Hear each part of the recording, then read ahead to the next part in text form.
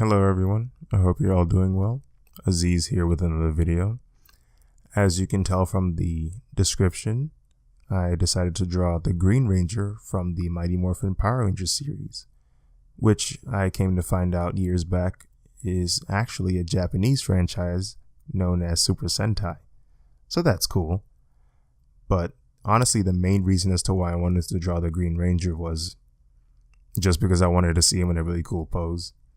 So I kind of got inspired by a drawing of Vegeta. I can't remember the artist, but it's a very common drawing you see on the internet where he's kind of holding his opposite shoulder with his arm, and he's kind of looking at the camera at an angle.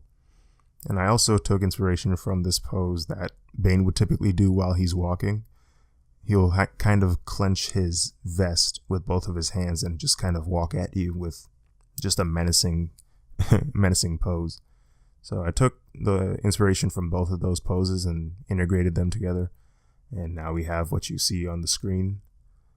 And I also wanted to maintain the square ratio that I'm doing because for the most part these drawings I'll typically show on Instagram, and so because Instagram typically has photos in squares, I decided to keep that ratio just for sake of ease. And sometimes I'll put these on DeviantArt. So DeviantArt, Instagram, Facebook, those are typically the platforms that I'll show these drawings on. So that's typically why I keep them in squares. Other than that, they're really quick to do, just simply from the style that I do. But as mentioned before, I will try to get into more of a traditional painting style as I get more and more comfortable with the tablet.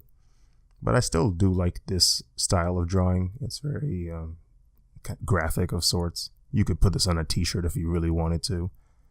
I've always kind of been fond of that style of drawing anyway. So I'm just kind of following up with, just something that I enjoy doing.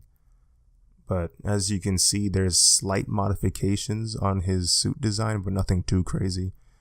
Maybe just a little bit of proportion differences and slight modifications where it's like, for example, there's a light next to his cheek, which wasn't there. And there's also kind of this brass knuckles situation going on his gloves. He never had any metal on his gloves. And that was just there for me to put in because I was thinking to myself, if you're supposed to be an evil Power Ranger, at that time, why wouldn't you have brass knuckles to mess somebody up with, That was kind of my thought process throughout it. So as you can see right now, I'm adding the base colors for his suit, which is very, very green and yellow. Well, gold to be more color specific.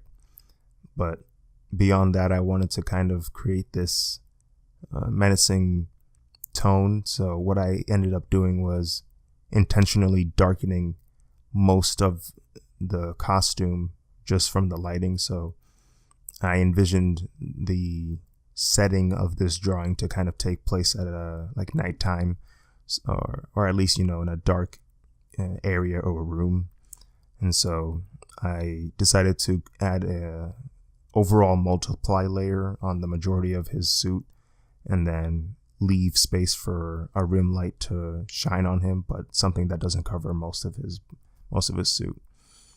And just to kind of follow basic rules of lighting, so that even though this is overall just a graphic drawing, nothing that looks even remotely realistic, I still wanted to apply those realistic features.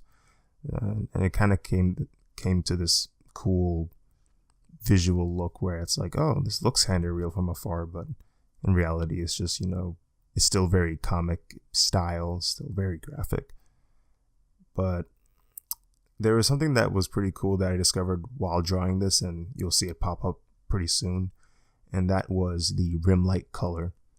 So I was trying to look for a color that would contrast with green, and typically that's somewhere in the warm colors like red, almost purplish. And so as I was looking for a color as a rim light, I noticed there's this purple that was just popping out like out of all the color selections in my swatch. And so I was like, what would happen if I chose that one? And it just kind of blew the whole like composition up for me. Like, it was crazy. Like, once I put it on, I was like, wow, okay, we're keeping this. And so it's like very loud at first because the purple is so strong, but later on I do go in and adjust it just a little bit so it's not as jarring to look at, but still has that very cool glow appeal. And even with the glowing effect, you can tell that I don't straight up make it like a gradient glow. I kind of go in and hatch it myself. And that's just because throughout the rest of this composition, I'm using hatching the entire time. So I decided to just follow it up even with the effects. And it came up with a cool result in my opinion. So I don't know. I might experiment with that a little bit more with the drawings I do later, because of course I intend to do more of these on YouTube and just for the heck of it. But yeah, I had a pretty good time drawing this. It was really fun seeing it turn out. I hope you enjoyed it as much as I did. Thanks for watching, and hopefully there'll be more to come.